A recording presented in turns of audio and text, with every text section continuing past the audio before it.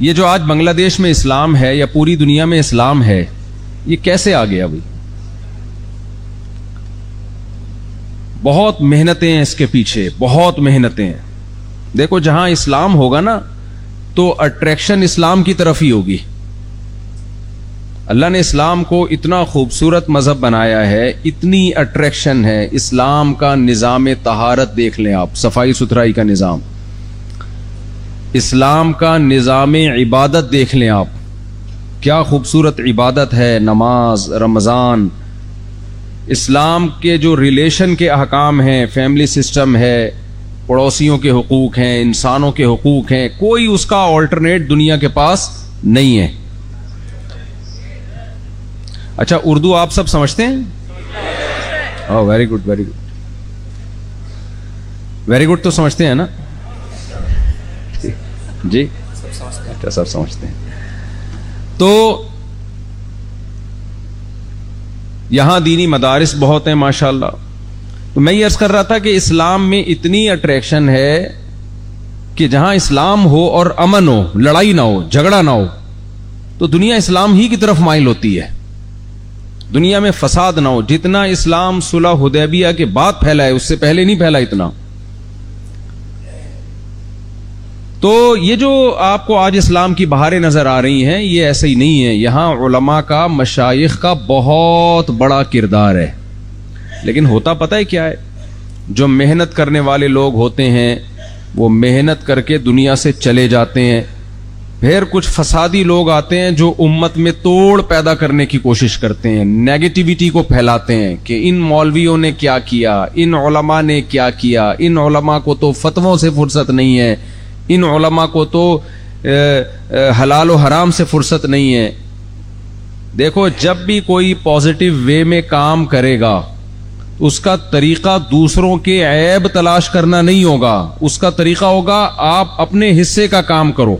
میں اکثر ایک چٹکلا اور لطیفہ سناتا ہوں. چند مزدور رات کو سوئے، ایک اٹھا تہجد پڑھنے کے لیے. تہجد میں اللہ سے دعا مانگ رہا ہے، اے اللہ یہ سب سو رہے ہیں، میں اکیلا تیرے سامنے کھڑا ہوں عبادت کے لیے. اے اللہ ان سب کو نیند آ رہی ہے، مجھے بھی نیند آ رہی ہے، میں نے اپنی نیند کو قربان کیا، لیکن یہ سب پڑے ہوئے سو رہے ہیں. سردی مجھے بھی لگ رہی ہے، ان کو بھی لگ رہی ہے، لیکن یہ کمبل میں ہے اور میں کمبل سے باہر تجھ سے دعائیں مانگ رہا ہوں. تو ایک مزدور نے کمبل سے سر نکال کے کہا، کمبخت تو اپنی دعائیں مانگ، اللہ کے سامنے ہماری غیبتیں کیوں کر رہا ہے؟ سمجھ رہے ہیں بھائی؟ تو اٹھ کے تہجد پڑھ، دعا مانگ اللہ سے. اللہ کو یہ کیوں بتا رہے کہ میں مانگ رہا ہوں یہ نہیں مانگ رہے، میں کر رہا ہوں یہ نہیں کر رہے؟ آپ میں اتحاد ہے. میں نے برما کا بھی سفر کیا، میانمار کا، بنگلہ دیش کا بھی. یہاں فرقواریت بہت کم ہے، نہ ہونے کے برابر. ہم ڈسے ہوئے ہیں پاکستان میں فرقواریت کے.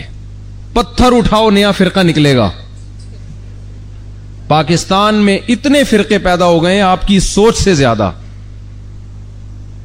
اس گلی کا الگ فرقہ، اس گلی کا الگ، مسجدوں کے نام الگ، اتنے لمبے لمبے مسجدوں میں نام، حنفی، دیوبندی، حنفی، اہل سنت، سنی، حنفی، بریلوی، سنی، حنفی، دیوبندی، سنی، اہل حدیث.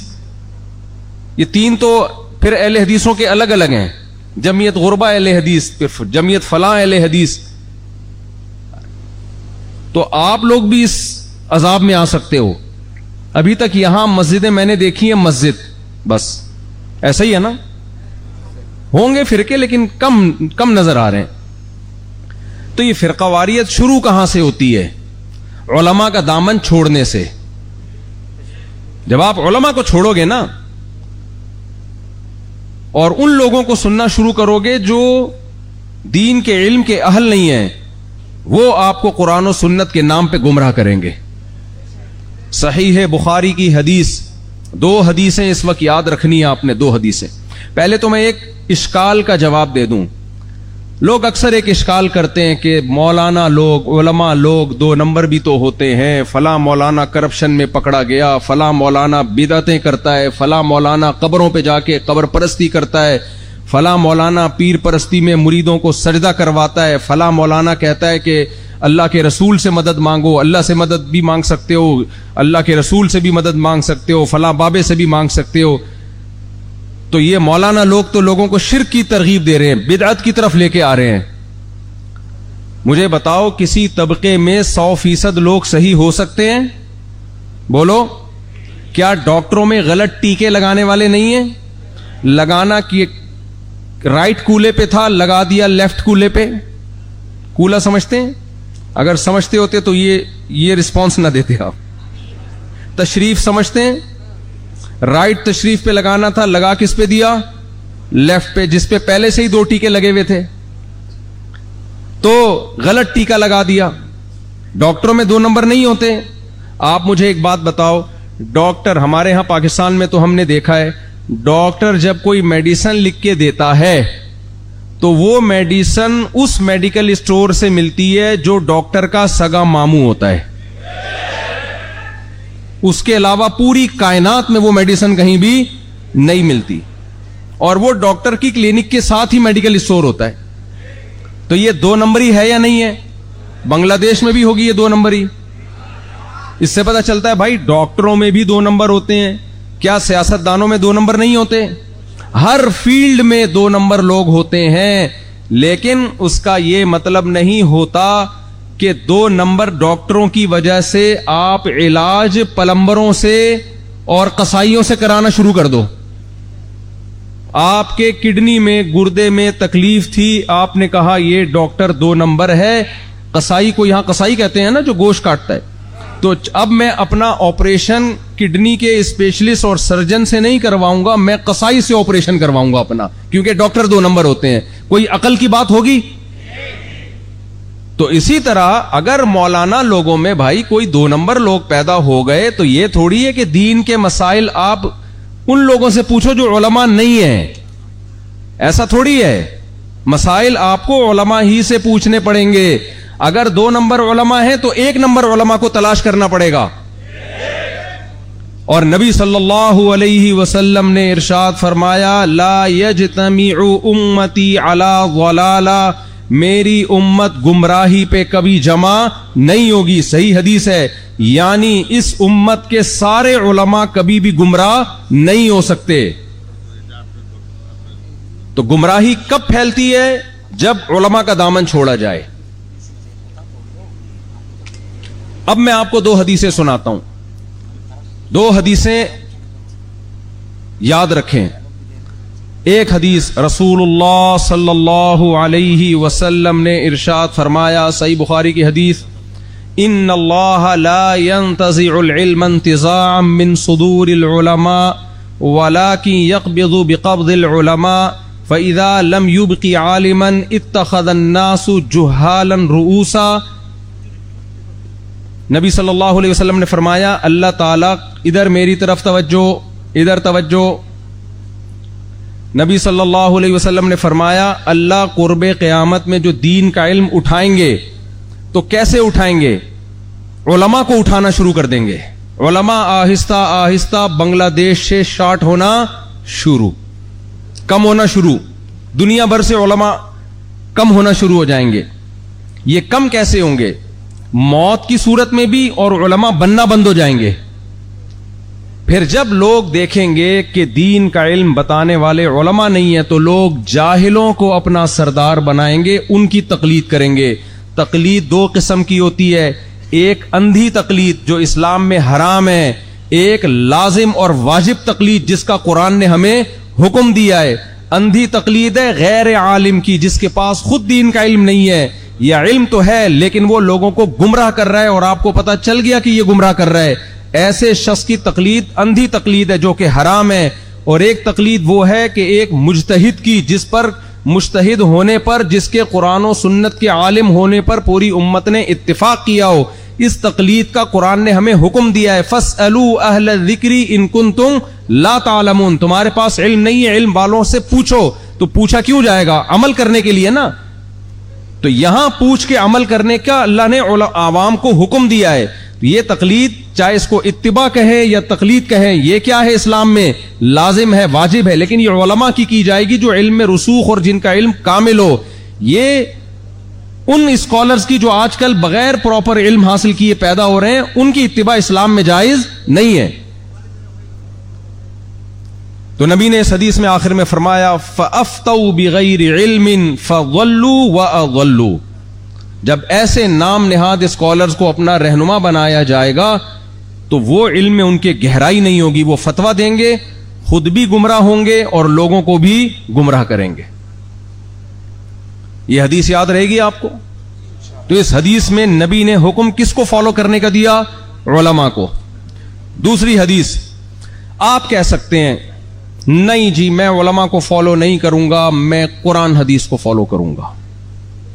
بہت سے لوگ یہ دعویٰ کرتے ہیں بھائی ہم تو دلیل کو فالو کرتے ہیں، علماء کیا کہہ رہے ہیں ہمیں کیا، اس سے دلیل کو فالو کرتے ہیں. یقیناً دلیل کو فالو کرنا ہے، حدیث کو فالو کرنا ہے، قرآن و حدیث کو فالو کرنا ہے، لیکن قرآن و حدیث کی تشریح میں جب اختلاف ہوگا تو نبی صلی اللہ علیہ وسلم کی صحیح حدیث، آپ صلی اللہ علیہ وسلم نے فرمایا بلغوا عنی ولو آیا رب حامل فقہ غیر فقیہ. آپ نے فرمایا جو حدیث مجھ سے سنو آگے پہنچاؤ، اس لیے کہ کچھ لوگ حدیث جانتے ہیں اس کا مطلب سمجھتے نہیں ہیں. تو نبی نے امت کو دو حصوں میں ڈیوائیڈ کیا، ایک فقیہ اور ایک غیر فقیہ. فقیہ اسے کہتے ہیں جو حدیث جانتا بھی ہے اس کا مطلب سمجھتا بھی ہے، اور غیر فقیہ اسے کہتے ہیں جو حدیث جانتا تو ہے اس کا مطلب سمجھتا نہیں ہے. تو آپ کہہ رہے ہو سب لوگ حدیث کا مطلب سمجھیں، اللہ کے نبی کی حدیث کہہ رہی ہے کہ سب نہیں سمجھتے. جس کے پاس کھوپڑی ہوگی نا، فقاہت ہوگی، وہ سمجھے گا. یہ اس سے وہ والی حدیثیں مراد ہے جن کا تعلق احکام سے ہے، مسائل سے ہے. ہمارے نبی تو کہہ رہے ہیں کہ سب کی عقل ایک جیسی نہیں ہے. امت دو حصوں میں، ایک فقیہ اور غیر فقیہ. فقیہ کی جمع آتی ہے، پلورل ہے، فقہا. فقیہ کی جمع کیا آتی ہے؟ فقہا. آج کے اسکالر سے جب آپ کہیں کہ فقہا نے اس حدیث کا یہ مطلب بیان کیا ہے، تو پتہ ہے آگے سے کیا کہتے ہیں؟ یہ فقہ کدھر سے لے آتے ہو تم لوگ؟ فقہا شقہا کہاں سے لے آتے ہو؟ یہ ہم اپنی جیب سے اپنے پیٹ سے نہیں لاتے، یہ قرآن و سنت کی وجہ سے لاتے ہیں. بنگلہ دیش والوں سمجھ میں آ رہا ہے؟ تو فقہا اور غیر فقہا یہ تقسیم میری نہیں ہے، مولاناؤں کی، علماء کی، بنگلہ دیش کے علماء کی نہیں ہے. یہ تقسیم سید الانبیاء محمد صلی اللہ علیہ وسلم کی ہے کہ جب حدیث کی تشریح میں اختلاف ہوگا تو فقہا سے پوچھا جائے گا کہ اس کی صحیح تشریح کیا ہے اور غلط مطلب کیا ہے. مجھے ایک بات بتاؤ، اسلام آج سے ہے یہ صدیوں سے ہے؟ صدیوں سے. تو فقہا بھی صدیوں سے ہوں گے یا آج مارکیٹ میں آ رہے ہیں نئے نئے؟ ہے بھائی، پیٹ آج سے ہے لگا ہے یا صدیوں سے ہے ہمارے پاس؟ اور پیٹ کی ضرورت روٹی سے پوری ہوتی ہے، تو روٹی آج ایجاد ہوئی ہے یہ صدیوں سے کھاتے آ رہے ہیں لوگ. تو جیسے فقہ اور فقہا ہماری ضرورت ہے، آج سے نہیں ہے صدیوں سے ہے، تو فقہا بھی پیدا صدیوں پہلے ہو چکے تھے. اور عبداللہ ابن مسعود رضی اللہ تعالیٰ عنہ فرماتے ہیں من کان منکم مستنن فلیستن بمن قد مات. تم نے اگر کسی کو فالو کرنا ہے تو آج کے زندہ لوگوں کو فالو مت کرو، ان فقہا کو فالو کرو جو دنیا سے جا چکے ہیں، کیونکہ ان میں فتنے کا امکان کم ہے، آج کے اسکالرز میں فتنے کا امکان زیادہ ہے.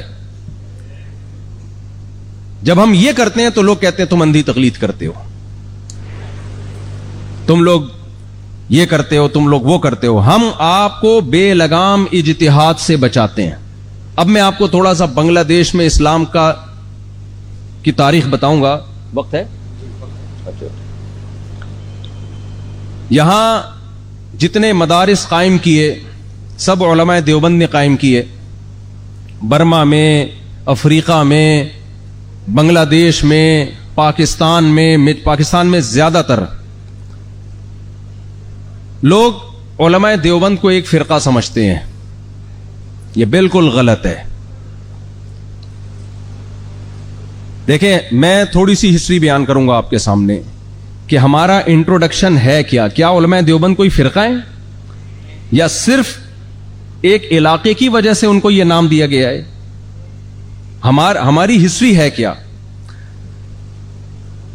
عام طور پہ لوگ کہتے ہیں دیوبند کی بنیاد رکھی گئی 1964 میں اور کہتے ہیں کہ 1864 میں. دیکھو لوگ کہتے ہیں 1864 میں بنیاد رکھی گئی تھی دیوبند کی. اس سے پہلے تو دیوبند نام کا کوئی فرقہ تھا ہی نہیں. دیکھو نہ اس سے پہلے دیوبند نام کا کوئی فرقہ تھا نہ اس کے بعد دیوبند نام کا کوئی فرقہ ہے. 1864 میں جو مدرسے کی بنیاد رکھی گئی اس کی حقیقت یہ تھی کہ انگریز نے مدارس کو ختم کر دیا تھا, تعلیمی ادارے بند کر دیے تھے, اور پہلے اس وقت مسلمانوں کے دینی اور دنیاوی تعلیم ساتھ ساتھ چلا کرتی تھی, ایک ہی چھت کے نیچے ہوتی تھی. تو ساری جب سیٹ اپ انگریز نے برباد کر دیا اور مولانا قاسم نانوتوی رحمۃ اللہ علیہ انگریز کے خلاف جہاد بھی کیا, انہوں نے, ہمارے اکابر نے کیا, اس جہاد میں بھی شکست ہوئی. تو اس کے بعد some thing is better than nothing, کہ امت کو بالکل انگریزوں کے حوالے کر دیا جائے, کلچر کو ختم کر دیا جائے, اس سے بہتر ہے کہ اپنے تعلیمی سلسلے کو دوبارہ سے شروع کیا جائے. تو انار کے درخت کے نیچے ایک مدرسے کی بنیاد رکھی. وہ مدرسہ چونکہ دیوبند میں تھا اس لیے اس سے فارغ ہونے والے علماء کو علماء دیوبند کہا جانے لگا, لیکن کوئی نیا فرقہ نہیں تھا, کیونکہ جو نصاب پڑھایا جا رہا تھا, اس میں سلیبس پڑھایا جا رہا تھا, اس میں عربی گرامر تھی. بتاؤ عربی گرامر کسی میں عربی ادب پڑھایا جا رہا تھا جو عرب لوگوں کی لکھی ہوئی کتابیں تھی صدیوں پہلے, مقامات حریریہ, متنبی اور نفت العرب, یہ ساری, نفت العرب تو مولانا اعزاز علی رحمۃ اللہ نے لکھی, لیکن عربی ادب کی کتابیں. تو عربی ادب کا کوئی فرقہ ہوتا ہے؟ بولو, کوئی نئی چیز پڑھائی جا رہی تھی. اس میں حدیث میں بخاری, مسلم اور صحاح ستہ کی کتابیں پڑھائی جا رہی تھیں. یہ کوئی نئے فرقے کی کتاب ہے؟ یہ مسلمانوں کی کتاب ہے. اس میں فقہ کی کتابوں میں 4 فقہ تھے ہمارے پاس مرتب پڑھانے کے لیے. ایک امام ابو حنیفہ کا فقہ, ایک امام شافعی کا فقہ, ایک امام مالک کا فقہ, ایک امام احمد ابن حنبل کا فقہ. 5واں مارکیٹ میں تھا ہی نہیں کوئی مرتب, اور اب تک نہیں ہے مرتب فقہ جو قرآن و سنت سے مسائل اخذ کر کے مرتب صورت میں لکھے گئے ہوں. وہ تھا ہی نہیں مارکیٹ میں, تو پڑھاتے کیسے اس کو؟ تو چونکہ بر صغیر میں جب سے اسلام آیا, وہ امام ابو حنیفہ کے شاگرد اور ان کے فالوورز جو تھے وہ والا فقہ آیا ہے, تو علماء نے سیلیکٹ کیا فقہ حنفی کو, کیونکہ بنگلہ دیش جب سے اسلام میں آیا ہے ٹوٹلی A to Z فقہ حنفی قبول کیا انہوں نے. بر صغیر میں جب اسلام آیا A to Z سب کے سب فقہ حنفی پہ چلتے تھے. فقہ حنفی کیا ہے؟ فقہ حنفی ہے نبی صلی اللہ علیہ وسلم کے شاگردوں میں ایک جلیل قدر شاگرد تھے عبداللہ ابن مسعود رضی اللہ تعالیٰ عنہ. حضرت علی رضی اللہ تعالیٰ عنہ جب کوفہ ہجرت کر کے گئے ہیں تو 1400 صحابہ صاحب علم حضرت علی کے ساتھ کوفہ گئے, تو کوفہ علم کا ایک مرکز بنا. حضرت علی کے شاگرد اور عبداللہ بن مسعود رضی اللہ تعالیٰ عنہ کے شاگردوں میں جلیل قدر شاگرد تھے حضرت علقمہ. حضرت علقمہ رضی اللہ تعالی عنہ اشبہ الناس بعبداللہ ابن مسعود, ان کو کہا جاتا ہے عبداللہ ابن مسعود کے سب سے زیادہ مشابہ, سب سے زیادہ علم حضرت علقمہ نے عبداللہ ابن مسعود سے سیکھا. اور عبداللہ بن مسعود نے کس سے علم سیکھا؟ کوئی نیا فرقہ رکھا یا نبی کا علم تھا جو حضرت علقمہ تک ٹرانسفر کیا ہے؟ نبی کا جو علم تھا جو مشاہدے پر مبنی تھا. صحابہ کہتے ہیں ہم عبداللہ ابن مسعود کو نبی کے ساتھ اتنا زیادہ دیکھتے ایسا لگتا کہ عبداللہ ابن مسعود نبی کے خاندان کے ایک فرد ہیں. تو عبداللہ ابن مسعود نے جو علم ٹرانسفر کیا حضرت علقمہ کو, وہ کوئی نیا فرقہ, وہ دیوبندی فقہ تھا یا پیغمبر کا علم تھا؟ پیغمبر کا. پھر علقمہ رضی اللہ تعالی عنہ جنہوں نے سیدہ عائشہ کی زیارت کی اور بہت سارے صحابہ کی زیارت کی, ان کے مشہور ترین شاگرد ہیں حضرت ابراہیم نخعی رحمہ اللہ تعالی, جن کا نام امام بخاری بڑے احترام سے لیتے ہیں. کوفہ کے بہت بڑے فقی, قرآن میں بھی, حدیث میں بھی, اور فتوے میں بھی, تفسیر میں بھی اور فقہ میں بھی. ابراہیم نخعی رحمۃ اللہ علیہ بھی تابعین میں سے تھے. پھر ابراہیم نخعی رحمۃ اللہ علیہ کے درجنوں شاگردوں میں سب سے بڑے شاگرد ان کے حماد الکوفی. مجھے ایک بات بتاؤ, عبداللہ ابن مسعود نے جو علم علقمہ تک ٹرانسفر کیا وہ دیوبندیت تھی یا اسلام تھا؟ اسلام تھا. پھر آگے حضرت علقمہ نے ابراہیم نخعی تک جو علم ٹرانسفر کیا وہ دیوبندیت تھی یا اسلام تھا؟ اسلام تھا. پھر ابراہیم نخعی کے نائب تھے حماد الکوفی. ابراہیم نخعی نے حماد کی طرف جو علم ٹرانسفر کیا وہ دیوبندیت یا کوئی نیا فرقہ تھا یا اسلام تھا؟ اسلام تھا. پھر حماد الکوفی کے درجنوں شاگردوں میں سب سے قریب ترین شاگرد امام ابو حنیفہ رحمہ اللہ تعالی. تو حماد الکوفی نے امام ابو حنیفہ تک جو علم ٹرانسفر کیا وہ دیوبندیت تھی، کوئی 73واں 74واں فرقہ تھا یا وہ اسلام تھا؟ اسلام تھا. پھر امام ابو حنیفہ کے دو مشہور شاگرد امام ابو یوسف اور امام محمد، انہوں نے امام ابو حنیفہ سے علم حاصل کیا. تو امام حنیفہ نے ان کو جو علم ٹرانسفر کیا وہ دیوبندیت تھی یا وہ کوئی 73واں 74واں 75واں فرقہ تھا یا وہ اسلام تھا؟ پھر امام محمد نے، امام ابو حنیفہ کے شاگرد نے، امام محمد نے 6 کتابیں لکھ کر اس علم کو مرتب کیا ہے. کوئی نیا فرقے کی بنیاد یا فقہ کی بنیاد نہیں رکھی. وہی علم جو نبی سے ٹرانسفر ہوتا آ رہا تھا اب تک ریٹن فارم میں نہیں تھا. امام محمد نے 6 کتابیں لکھ کے اس کو ریٹن فارم میں مرتب کیا. یہاں سے فقہ حنفی کی بنیاد رکھی گئی ہے. تو پتہ چلا فقہ حنفی کی بنیاد پیغمبر نے رکھی ہے لیکن مرتب اور مدون کیا امام ابو حنیفہ کے شاگردوں نے، اس لیے اس کا نام کیا دیا گیا اس کو؟ حنفی فقہ. جیسے وہی قرآن جو نبی کے دور میں تھا اس کو مرتب کیا حضرت عثمان نے تو اس کو مصحف عثمانی کہا جانے لگا. وہ کوئی الگ سے کوئی قرآن نہیں تھا. میں سمجھا پا رہا ہوں بھائی؟ پھر وہی 6 کتابوں سے فقہ مرتب ہوتا ہوتا ہوتا ہدایہ، قدوری، کنز الدقائق، یہ سب انہی، شرح الوقایہ، یہ وہی ہے بھائی. تو جو 1864 میں جب مدرسے کی بنیاد رکھی گئی یہی کتابیں صدیوں سے چلی آ رہی تھی ہندوستان میں، بر صغیر میں، بنگلہ دیش میں، جہاں جہاں اسلام گیا یہی، جہاں جہاں امام حنیفہ کے شاگرد گئے ہیں اور زیادہ تر امام حنیفہ کے شاگرد گئے ہیں. 50% سے زیادہ اس امت نے امام حنیفہ کو فالو کیا. 30% نے امام شافعی کو، وہ بھی ہمارے لیے قابل احترام. 17% نے امام مالک کو اور باقیوں نے امام احمد بن حنبل کو رحمہم اللہ تعالی. تو جب یہی آج بھی یہی مدارس میں پڑھایا جا رہا ہے. عقیدے میں ہم امام طحاوی جلیل قدر محدث، ان کی کتاب ہے العقیدۃ الطحاویہ، پوری دنیا میں پڑھائی جاتی ہے. اس میں دیوبندیوں کے عقائد نہیں ہیں، اس میں اسلام کے عقائد ہیں. سعودی عرب کی یونیورسٹی میں بھی پڑھائی جاتی ہیں، ہر جگہ ہمارے وہی عقائد ہیں. اور نصاب میں نے آپ کو بتا دیا، تفسیر، حدیث، فقہ، اس میں کون سی نئی چیز تھی بھائی؟ وہی چیز ہے، ہم نے بھی وہی پڑھی ہے. تو فرقہ کہاں سے ہو گیا؟ یہ سوال پیدا ہوتا ہے. پھر یہ دیوبندیت کی دم لگانے کی کیا ضرورت ہے؟ علماء دیوبند، علماء دیوبند، یہ دم ہم نے نہیں لگائی، یہ دم کسی اور نے پہلے اپنے لگائی ہے. تو اس سے فرق کرنے کے لیے پھر لوگوں نے مختلف ناموں سے موسوم کرنا شروع کر دیا. واپس ختم؟ اچھا 2 منٹ میں بات سمیٹتا ہوں. تو اب ہوا یہ کہ جب ہمارے اکابر نے مدارس کی بنیاد رکھی ہے، کوئی فرقے نہیں تھے، تو نئے نئے فرقے بننے شروع ہوئے ہیں. انگریز کے آنے کے بعد ان فرقوں سے فرق کرنے کے لیے ایک نام یہ تھا، ہم اپنے آپ کو مسلم کہتے. اس کا نتیجہ کیا نکلتا کہ گویا ہم دوسرے کو غیر مسلم کہہ رہے ہیں. تو ہم اتنے کمظرف نہیں تھے کہ کسی کو غیر مسلم کہیں.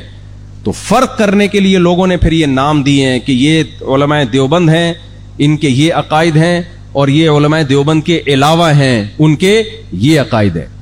تو اس لیے کوئی فرقہ نہیں ہے.